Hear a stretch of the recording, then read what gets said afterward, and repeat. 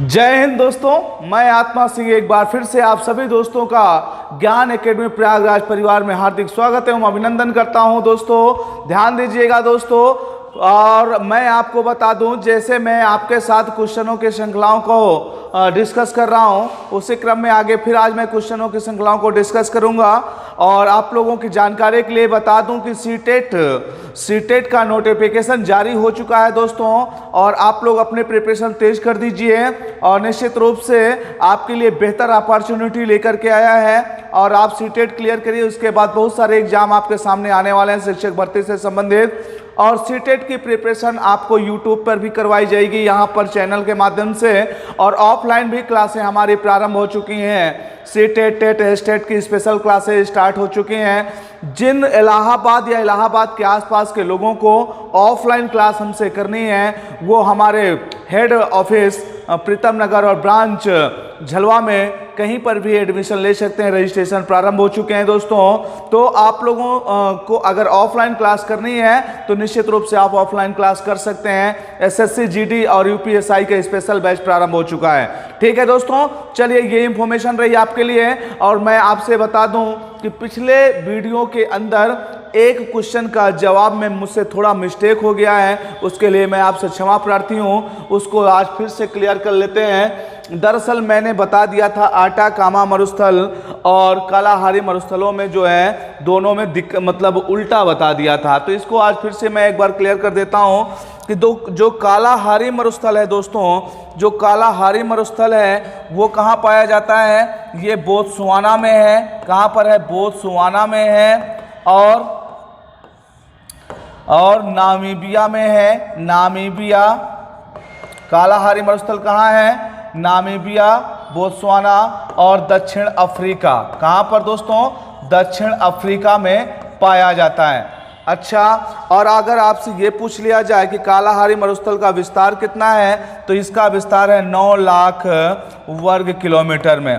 कितना? 9 लाख वर्ग किलोमीटर में कालाहारी मरुस्थल का दोस्तों विस्तार है। अच्छा, इसके बाद अगर पूछा जाए आपसे कि चलिए, अच्छा ये हो गया, और यहाँ पर एक महत्वपूर्ण जनजाति पाई जाती है जिसको बुशमैन जनजाति कहा जाता है। क्या कहते हैं उसको? बुशमैन जनजाति कहा जाता है दोस्तों। ये इंफॉर्मेशन इसकी रही। अब मैं आटाकामा को बता दूं। आटाकामा मरुस्थल आपका कहाँ पाया जाता है? ये चिली में पाया जाता है। कहाँ पर दोस्तों पाया जाता है? चिली में पाया जाता है आटाकामा मरुस्थल। और देखिएगा, आटाकामा मरुस्थल विश्व का सबसे शुष्कतम पठार या मरुस्थल है। सबसे शुष्कतम पठार या मरुस्थल है। पठार या मरुस्थल है दोस्तों। ठीक है, मरुस्थल है, याद रखिएगा, इसको क्लियर रखिएगा।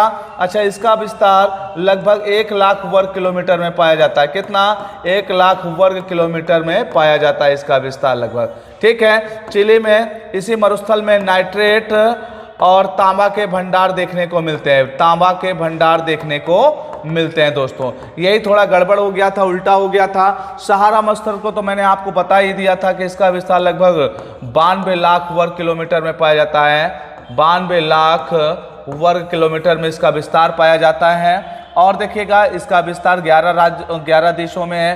थार मरुस्थल का अगर हम देखें तो थार मरुस्थल राजस्थान में मोस्टली पाया जाता है। आप पाकिस्तान में भी इसको देखते हैं। तो ये क्वेश्चन हो गया दोस्तों। ठीक है, अब इसके बाद नेक्स्ट क्वेश्चन पे चलता हूं। तो इसको आप लोग सही कर लीजिएगा अगर जहां पे गलती हुई हो। कालाहारी मरुस्थल कहाँ पाया जाता है? ये बोत्सवाना, नामीबिया और दक्षिण अफ्रीका के अंदर है। यहाँ पर बुशमैन जनजाति देखने को मिलती है दोस्तों। अब ठीक है, गड़बड़ नहीं होना चाहिए।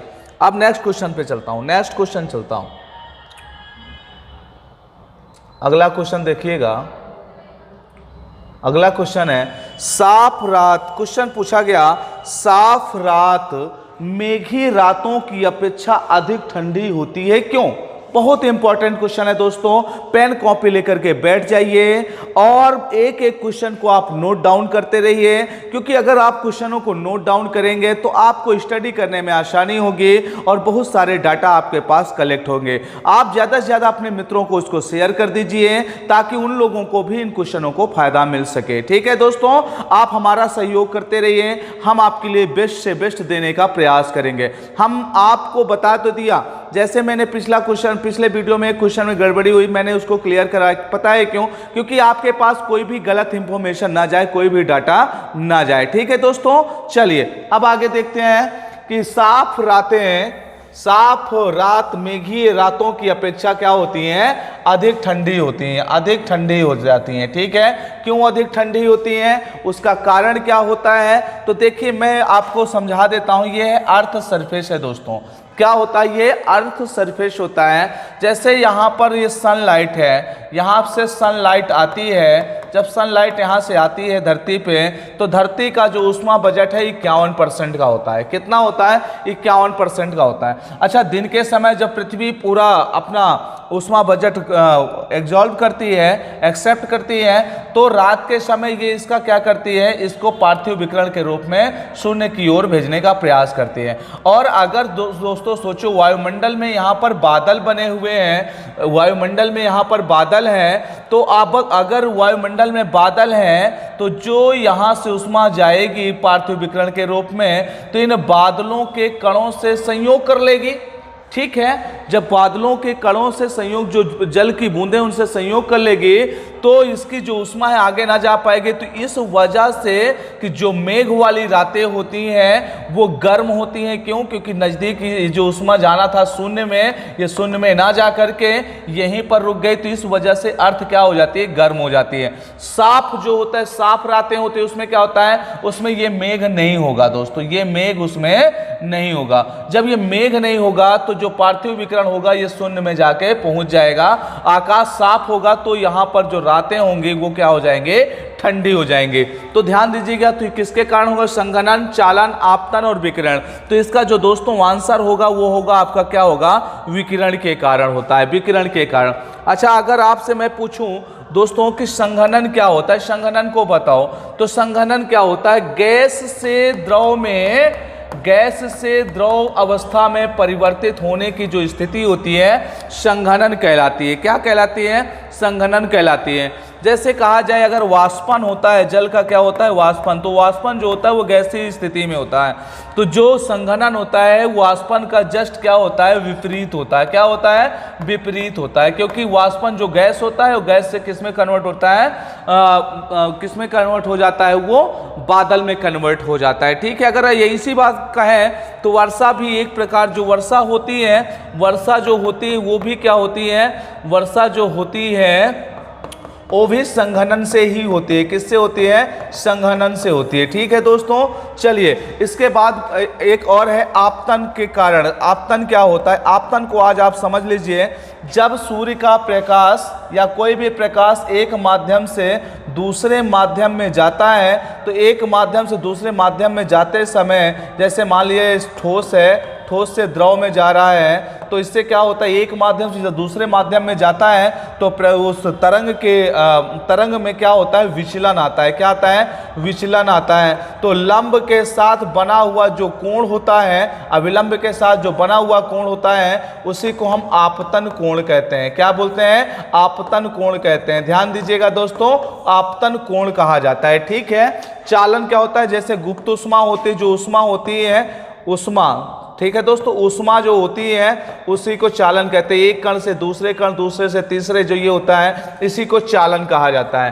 ठीक है, चलिए हम नेक्स्ट क्वेश्चन पे चलते हैं। इसके बाद दोस्तों देखो, विश्व में सबसे बड़े व घने वन कहाँ पाए जाते हैं? बहुत इंपॉर्टेंट क्वेश्चन है। विश्व में सबसे बड़े व घने वन कहाँ पाए जाते हैं? तो इसका जो आंसर होगा, देखिएगा इसका आंसर जो है दोस्तों वो क्या है? ब्राजील है। क्या है यहाँ पर? ब्राजील। दक्षिणी अमेरिका कॉन्टिनेंटल में है। कहाँ पर है? दक्षिणी अमेरिका कॉन्टिनेंटल का एक देश है ब्राजील। ब्राजील दक्षिण अमेरिका के कुल क्षेत्रफल, दक्षिणी अमेरिका महाद्वीप के कुल क्षेत्रफल का 4% भाग पर इसका विस्तार पाया जाता है। कितने परसेंट भाग पर? 4% भाग पर इसका विस्तार पाया जाता है। और इसका विस्तार जो है कई देशों में देखने को मिलता है। जैसे इसके देशों की अगर हम बात कर दें तो Bolivia, Peru, Ecuador, Suriname, Guyana, French Guiana कहिए, गुयाना कहिए, ठीक है, गुयाना, वेनेजुएला, वेनेजुएला, कोलंबिया, इन देशों में इसका विस्तार देखने को मिलता है दोस्तों। ठीक है, क्लियर है? चलिए क्लियर है तो इसको थम्स अप करिएगा जरूर। भारत में वनों की स्थिति देखा जाए, जो अभी रिपोर्ट आई है, तो उस रिपोर्ट के अकॉर्डिंग देखा जाए तो भारत में वन कितने परसेंट भाग पर पाए जाते हैं, कितने परसेंट भाग पर वन पाए जाते हैं? तो 21.67% पर केवल वन है। और वृक्षों सहित अगर देखा जाए, वृक्षों सहित वनों का आवरण देखा जाए, वृक्षों सहित वनों का आवरण देखा जाए, वृक्षों सहित मतलब जो और वृक्ष पाए जाते हैं, घरेलू वृक्ष होते हैं या आसपास के जो वृक्ष होते हैं, अगर टोटल इनको ले लिया जाए तो ये 24.56% पाया जाता है। लेकिन केवल अगर वन देखा जाएगा तो 21.67% होता है। ठीक है दोस्तों, आपको पता है कनाडा वनाडा के जो क्षेत्र होते हैं यहाँ पर एक ही प्रकार के वन पाए जाते हैं ज्यादातर, जिसको हम टुंड्रा प्रकार की वनस्पति कहते, सॉरी टैगा प्रकार की वनस्पति कहते हैं। क्या कहते हैं? टैगा प्रकार की वनस्पति होती है, शंकुआधार यहाँ पर वन पाए जाते हैं। ठीक है, चलिए नेक्स्ट क्वेश्चन पे चलता हूं। कोपेन की CS जलवायु मिलती है। अब पूछा गया कोपेन की CS जलवायु मिलती है, कोपेन की CS जलवायु कहां पर मिलती है? तो शुष्क, गर्म और ग्रीष्म क्षेत्र में मिलती है। शुष्क, गर्म और ग्रीष्म क्षेत्र में मिलती है, और ग्रीष्म क्षेत्र में देखने को मिलती है। और ये कहां पर मिलती है? ये भूमध्य सागर में मिलती है। अच्छा, आपसे पूछा गया कि CS किसको कहेंगे? भूमध्य सागर। तो मध्य अक्षांशीय मरुस्थल को क्या बोलेंगे? ध्यान से देखिएगा, मध्य अक्षांशीय मरुस्थलों को क्या बोलेंगे? तो मध्य अक्षांशीय मरुस्थल को बोलते हैं VWK। कौन बोलते हैं? इसको बोलते हैं आपके कोपेन साहब। तो उपोष्ण मरुस्थल को क्या बोलते हैं? उपोष्ण मरुस्थल को क्या बोलते हैं? उपोष्ण मरुस्थल को बोलते हैं BWH। क्या बोलते हैं? VWH बोलते हैं। किसको? उपोष्ण मरुस्थल को। मध्य अक्षांशीय कोणीय वनों को क्या बोलते हैं? जो स्टेपी प्रकार के होते हैं उनको BSK बोलते हैं। इसको क्या बोलते हैं? BSK। ध्यान रखिएगा, इसको VSK बोलते हैं। क्लियर है दोस्तों? चलिए आगे बढ़ते हैं। ब्यूफोर्ट स्केल पर निम्न में से क्या दर्शाया जाता है? तो ब्यूफोर्ट स्केल पर दोस्तों भूकंपीय तरंगे, बहते हुए जल की गति, पवन की गति, इनमें से सभी। तो इसमें जो ब्यूफोर्ट स्केल होता है, ब्यूफोर्ट स्केल से पवन की गति को दर्शाया जाता है दोस्तों। किसको दर्शाया जाता है? पवन की गति को दर्शाया जाता है। अच्छा, तो भूकंपीय तरंगों को किसमें से दर्शाया जाता है? तो ये रिक्टर स्केल से दर्शाया जाता है। रिक्टर स्केल, जिसको हम कहते हैं भूकंप मापी या सिस्मोग्राफ। क्या बोलते हैं? सिस्मोग्राफ से इसको मापा जाता है। ठीक है, चलिए नेक्स्ट क्वेश्चन चलते हैं। अगला क्वेश्चन, वायुमंडल में सर्वाधिक मात्रा में उपस्थित अक्रिय गैस कौन सी है? तो इसका जो आप लोगों को पता है, इसका आंसर क्रिप्टॉन, आर्गन, नियान और हीलियम।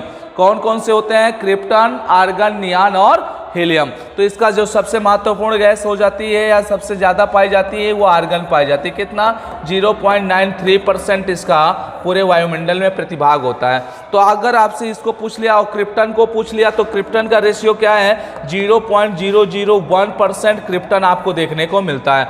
तो दोस्तों इसी के बाद अगर मैं आपसे ये पूछ लूं कि नियान कितना परसेंट है, तो नियान है 0.0018% नियान पाए जाते हैं। तो दोस्तों हीलियम कितना पाया जाता है? तो 0.005% आपका हीलियम पाया जाता है। ये डाटा आप लोग जरूर नोट कर लीजिएगा क्योंकि काफी महत्वपूर्ण डाटा है। सबसे ज्यादा कौन सी अक्रिय गैस पाई जाती है? आर्गन पाई जाती है। ठीक है दोस्तों, ये रहे आज के महत्वपूर्ण क्वेश्चन। इसके बाद जो है नेक्स्ट क्वेश्चन ध्यान दीजिएगा। अगला क्वेश्चन, 1 मिनट दोस्तों, 1 मिनट।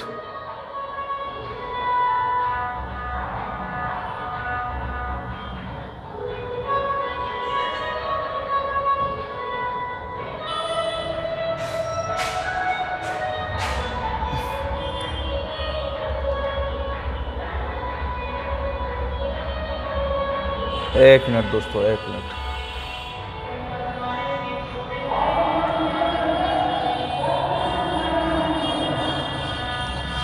हाँ, क्वेश्चन देखिएगा, क्वेश्चन ध्यान दें इसमें। वह कौन सा है जो राष्ट्र का प्रतिनिधित्व करता है परंतु, ध्यान दीजिए बहुत इंपॉर्टेंट क्वेश्चन है, जो राष्ट्र का प्रतिनिधित्व करता है परंतु राष्ट्र का नेतृत्व नहीं करता।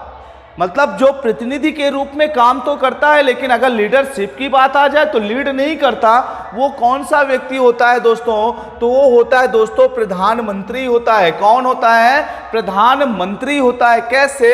राष्ट्रपति महोदय हर जगह जाकर के समझौता नहीं करते, वो अपने प्रतिनिधि को भेजते हैं, वो अपने प्रतिनिधि को भेजते हैं। कौन होता है उनका प्रतिनिधि? प्रधानमंत्री होता है। ये जाकर के वहां पर डिसीजन लेता है और ये राष्ट्रपति की तरफ से एक प्रतिनिधि के रूप में बाहर विदेशों में जाकर और समितियों में शामिल होता है, या कोई भी समिट होता है वहां शामिल होता है।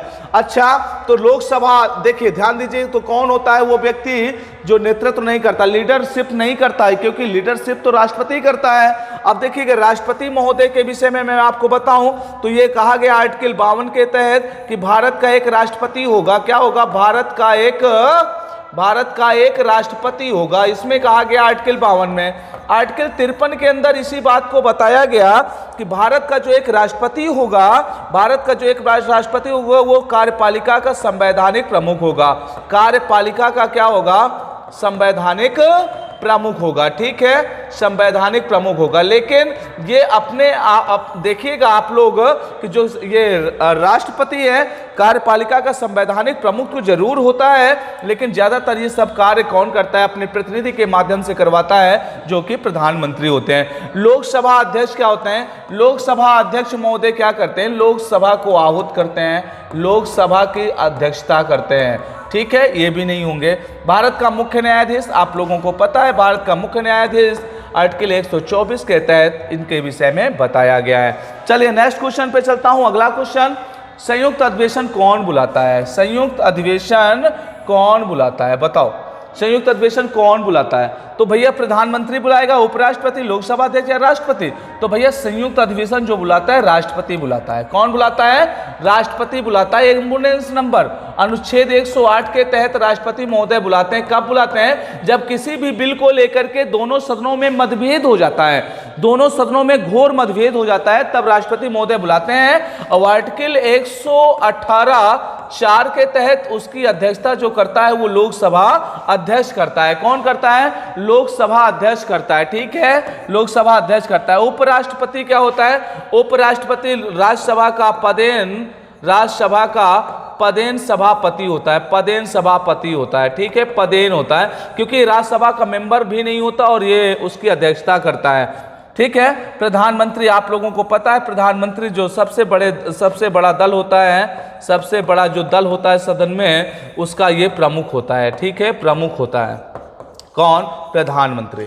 चलिए नेक्स्ट क्वेश्चन, संघ द्वारा राज्यों को अनुदान दिया जाता है। संघ द्वारा राज्यों को जो अनुदान दिया जाता है वो किस आर्टिकल के तहत दिया जाता है दोस्तों? तो जो आर्टिकल 275, 175, 280, 300, तो ध्यान दीजिएगा, आर्टिकल 275 के तहत राज्यों को अनुदान दिया जाता है। ध्यान दीजिए, इसमें और कई सारे आर्टिकल हैं। 3 तरह के अनुदान उनको दिए जाते हैं और 3 तरह के आर्टिकल हैं। 273 है आर्टिकल 273, आर्टिकल 275 और आर्टिकल 282। 3 आर्टिकल के तहत 3 प्रकार के अनुदान राज्यों को दिए जाते हैं। अच्छा, अगर आपसे प्रश्न करें, अगला प्रश्न किया गया कि आर्टिकल 175 के अंदर क्या दिया गया है, तो आप बताइए, सदन या सदनों में अभिभाषण का और उनको जो सदन होता है, जैसे विधानसभा होता है, विधानमंडल होता है, तो सदन या सदनों में अभिभाषण का अधिकार होता है किसका? सदन या सदनों में किसका अधिकार होता है? राज्यपाल का होता है। किसका होता है? राज्यपाल की शक्ति होती है। अच्छा, राज्यपाल किसी भी सदन के लिए संदेश भेज सकता है, संदेश भेज सकता है, यह भी अधिकार किसके पास होता है? राज्यपाल के पास होता है। किस आर्टिकल के तहत होता है? 175 के तहत होता है। वित्त आयोग का गठन, वित्त आयोग किस आर्टिकल के तहत गठित किया गया है? वित्त आयोग का गठन हुआ है आर्टिकल 280 के तहत। वर्तमान में वित्त आयोग के अध्यक्ष, 15वें वित्त आयोग के अध्यक्ष कौन है? 15वें वित्त आयोग के अध्यक्ष है एन.के. सिंह। कौन है? एन.के. सिंह है। कौन है दोस्तों? एन.के. सिंह है। ब्रैकेट में लिख लीजिएगा, इनका कार्यकाल कब से कब तक होगा? तो 2020-21 से लेकर के 2025-26 तक इनका कार्यकाल होगा। कब तक होगा? 2020-21 से लेकर 2025-26 तक एन.के. सिंह जी का कार्यकाल होगा। आर्टिकल 30 में क्या है? वाद और कार्यवाहियां हैं। क्या है? वाद और कार्यवाहियां दी गई हैं किसमें, आर्टिकल 300 में कार्य और क्या दिया गया, वाद और कार्यवाहियां दी गई हैं। ठीक है, जो संसद को मतलब भारत संघ के वाद होते हैं वो आर्टिकल 300 के अंदर दिए गए हैं। चलिए अगला क्वेश्चन, भारतीय कार्यपालिका का अध्यक्ष कौन होता है। बड़ा सिंपल सा क्वेश्चन है, भारतीय कार्यपालिका का अध्यक्ष कौन होता है। तो भारतीय कार्यपालिका का जो अध्यक्ष होता है, प्रमुख होता है, वो कौन होता है, राष्ट्रपति होता है। कौन होता है, राष्ट्रपति होता है दोस्तों। ठीक है, और देखिएगा कार्यपालिका का अध्यक्ष कौन होगा, राष्ट्रपति। लेकिन मंत्रिपरिषद का अध्यक्ष कौन होता है, मंत्रिपरिषद का अध्यक्ष कौन होता है, मंत्रिपरिषद का अध्यक्ष कौन होता है, प्रधानमंत्री होता है। ठीक है, मंत्रिपरिषद का ये होता है, कार्यपालिका का अध्यक्ष होता है, राष्ट्रपति होता है। संघीय सरकार का प्रमुख सचिव कौन होता है, आप बताइए। इसमें संघीय सरकार का प्रमुख सचिव पूछा गया आपसे, तो संघीय सरकार का प्रमुख सचिव होता है कैबिनेट सचिव। कौन होता है, कैबिनेट सचिव होता है। ठीक है, चलिए बहुत बढ़िया, हो गया क्लियर। आगे चलते हैं, तो इसका आंसर क्या होगा, राष्ट्रपति होगा। आगे चलते हैं, नेक्स्ट क्वेश्चन, भारत में मंत्रिपरिषद उत्तरदायी होती है, किसके प्रति उत्तरदायी होती है, मंत्रिपरिषद किसके प्रति उत्तरदायी होती है। तो मंत्रिपरिषद जो होती है सामूहिक रूप से वो लोकसभा के प्रति उत्तरदायी होती है। किसके प्रति उत्तरदायी होती है, लोकसभा के प्रति उत्तरदायी होती है मंत्रिपरिषद। अच्छा, तो राष्ट्रपति के प्रति क्या होता है, जो पर्टिकुलर मंत्री होते हैं वो किसके प्रति उत्तरदायी होते हैं, राष्ट्रपति के प्रति प्रसाद पर्यंत रहते हैं, तो राष्ट्रपति के प्रति वो उत्तरदायी होते हैं। ठीक है, चलिए बहुत बढ़िया, आगे देखते हैं नेक्स्ट क्वेश्चन, भारत में केंद्र राज्य संबंध निर्भर करते हैं। आप बताइए, भारत में केंद्र और राज्य संबंध किस पर निर्भर करते हैं, बताइएगा किस पर निर्भर करते हैं, संवैधानिक प्रावधानों पर, जी हाँ ये बिल्कुल सही है, परंपरा तथा व्यवहारों पर, न्यायिक व्याख्यानों पर, बातचीत के लिए यंत्र विन्यास पर। तो देखिएगा ये जो डिपेंड करेगा किस पे करेगा, 1, 2 और 3 पर करेगा। किस पर करेगा, 1, 2 और 3 पर करेगा, मतलब संवैधानिक प्रावधानों पर, परंपरा तथा व्यवहारों पर, न्यायिक व्याख्यानों पर। ठीक है, चलिए अगला क्वेश्चन चलते हैं, सर्वोच्च न्यायालय का वर्णन किस अनुच्छेद में है, तो बताइएगा सर्वोच्च न्यायालय का जो वर्णन है अनुच्छेद 124 में किया गया है। सर्वोच्च न्यायालय, सुप्रीम कोर्ट, ठीक है याद रखिएगा, सुप्रीम कोर्ट का वर्णन किसमें, आर्टिकल 124 के अंतर्गत दिया गया है। अब देखिएगा आर्टिकल 124 के अंतर्गत सुप्रीम कोर्ट के विषय में बताया गया, उसके स्थापना के विषय में बताया गया। तो आर्टिकल 224 में क्या है, उच्च न्यायालय में अपर और कार्यवाही न्यायाधीशों की नियुक्ति है। उच्च न्यायालय में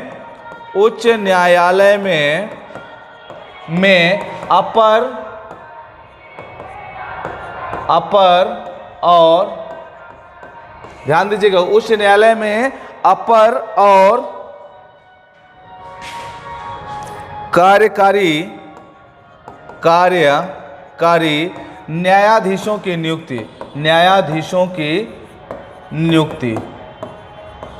नियुक्ति। अब देखिए ये कैसे होता है, जब मान लेते हैं उच्च न्यायालय में कोई कार्य निलंबित या बाधित पड़ा है और वहां पर जजों की संख्या कम होती है, तो राष्ट्रपति महोदय को ये अधिकार होता है, किसको, राष्ट्रपति महोदय को ये अधिकार होता है कि नए जजों के पदों को सृजित करें या उनको कार्यवाहक जज के रूप में उच्च न्यायालय में नियुक्त कर सकता है। यह आर्टिकल 224 के अंतर्गत कहा गया है। ठीक है दोस्तों, उच्च न्यायालय में न्यायाधीशों की नियुक्ति और उनके पदों की शर्तों के विषय में आर्टिकल 217 के विषय में बताया गया। मतलब उच्च न्यायालय में न्यायाधीशों की नियुक्ति,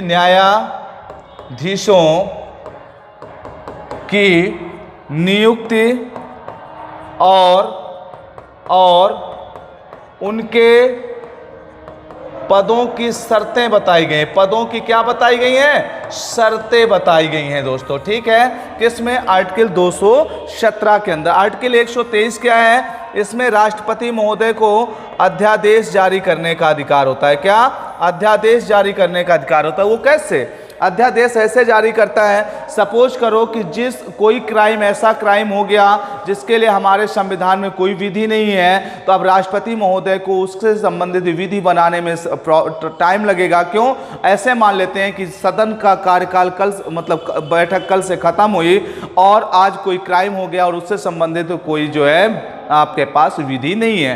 तो राष्ट्रपति महोदय अध्यादेश के द्वारा एक विधि रिलीज करेंगे, तब तक जब तक कोई कानून नहीं बन जाता तब तक वो लागू रहता है। इसी को हम अध्यादेश कहते हैं। ठीक है दोस्तों, ये अध्यादेश होता है। अरे इसका आंसर ये होगा, ठीक है, इसका आंसर 124 होगा। आगे देखते हैं। हाल ही में भारत का पहला वन चिकित्सा केंद्र खोला गया। कहाँ खोला गया दोस्तों? तो ये उत्तराखंड में खोला गया। कहाँ पर खोला गया? ये करंट का क्वेश्चन है आपका, ध्यान दीजिएगा। हाल ही में भारत का पहला वन चिकित्सा केंद्र उत्तराखंड में अल्मोड़ा रानीखेत में खोला गया।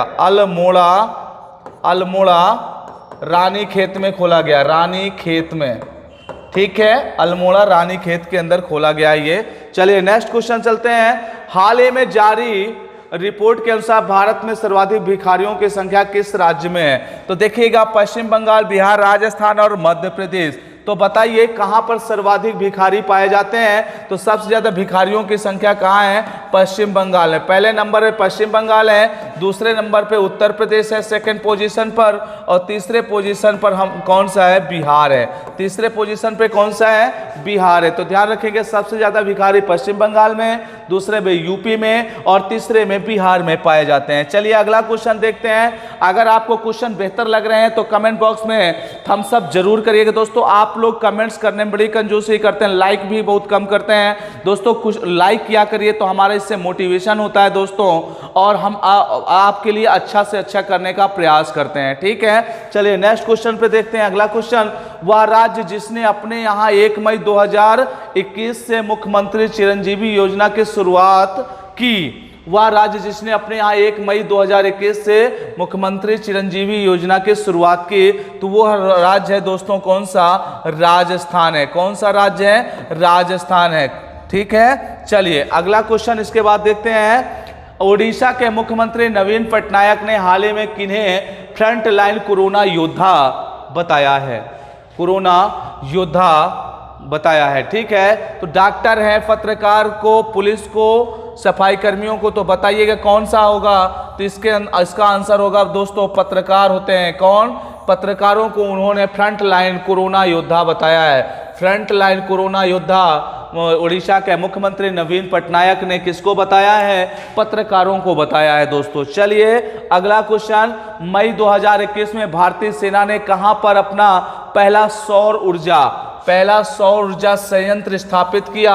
भारतीय सेना के द्वारा अपना कहां पर सौर ऊर्जा संयंत्र स्थापित किया गया दोस्तों? तो मेघालय, सिक्किम, पुणे और राजस्थान। तो इसका जो आंसर होगा दोस्तों वो क्या होगा? सिक्किम होगा। क्या होगा? सिक्किम में पहले मतलब मई 2021 में भारतीय सेना ने क्या किया? पहला सौर ऊर्जा संयंत्र का उद्घाटन किया दोस्तों। चलिए ठीक है, अगला क्वेश्चन देख लेते हैं। ठीक है, आज के लिए इतना ही दोस्तों, और इसके बाद नेक्स्ट क्लास में मैं आपके साथ मिलता हूं। तब तक के लिए आप पढ़ाई करते रहिए, स्टडी करते रहिए। उसके बाद जो है मैं आपके लिए पर डे इसी तरह से वीडियो लाता रहूंगा। बहुत जल्द आपके लिए साइकोलॉजी और एनवायरनमेंट से संबंधित जो सीटेट, टेट और एस्टेट के लिए काफ़ी यूजफुल वीडियो होंगे, उसके लिए मैं बहुत जल्दी वीडियो लेकर के आ रहा हूं। और फिर से एक बार बताना चाहूँगा आप लोगों को, जिन लोगों को ऑफलाइन क्लास करनी है, इलाहाबाद या इलाहाबाद के आसपास के क्षेत्र के जो लोग हों, अगर वो हमसे साइकोलॉजी या इन्वायरमेंट की बेस्ट प्रिपरेशन या हमारी टीम के साथ बेहतरीन प्रिपरेशन करने के इच्छुक हैं, तो निश्चित रूप से वह रजिस्ट्रेशन करवा सकते हैं, क्योंकि सीटेट का नोटिफिकेशन आ गया है। समथिंग दिसंबर में उसका एग्जाम होगा, तब तक में आपका संपूर्ण सिलेबस करवा दिया जाएगा। अगर आप लोग जो है अभी रजिस्ट्रेशन करवा लेते हैं तो आपके लिए बेहतर होगा। ठीक है दोस्तों, चलिए मैंने आपको बताया हमारी हेड ऑफिस प्रीतम नगर में है, GR पैलेस में, जो धूमनगंज थाने के पास है, और जो हमारा ब्रांच ऑफिस है वो आपको झलवा में मिलेगा। झलवा में ज्ञान एकेडमी के नाम से ही है। तो अगर आप लोग इच्छुक हैं तो जरूर संपर्क करें। ठीक है, और आप लोगों को बता देता हूं जानकारी के लिए, ऑफलाइन क्लासें हमारी जो है प्रारंभ हो चुकी है और बैच प्रारंभ हो गए हैं। और नया बैच जो है मंडे से प्रारंभ हो जाएगा। और आप लोग अगर रजिस्ट्रेशन करवाना चाहे तो मंडे से मतलब आपको 5-6 दिन का मौका मिलेगा कि आप रजिस्ट्रेशन करवा लीजिए। ठीक है दोस्तों। और आप लोग पढ़ते रहिए, आराम से आनंद से पढ़ाई लिखाई करते रहिए, और जो भी आपके डाउट्स हों आप कमेंट बॉक्स पे करिए, और उसके बाद उसका मैं संशोधन करूंगा। ठीक है दोस्तों। और अच्छे से पढ़ाई करिए, प्रिपरेशन करिए, सीरियस होकर और सिलेक्शन ले लीजिए दोस्तों। मैंने आपसे क्या कहा, आप थोड़ी सी मेहनत करिए, आपसे ज़्यादा मेहनत करूंगा, बस मेहनत करिए दोस्तों। ठीक है, आराम से पढ़ाई लिखाई करते रहिए। तब तक के लिए जय हिंद दोस्तों।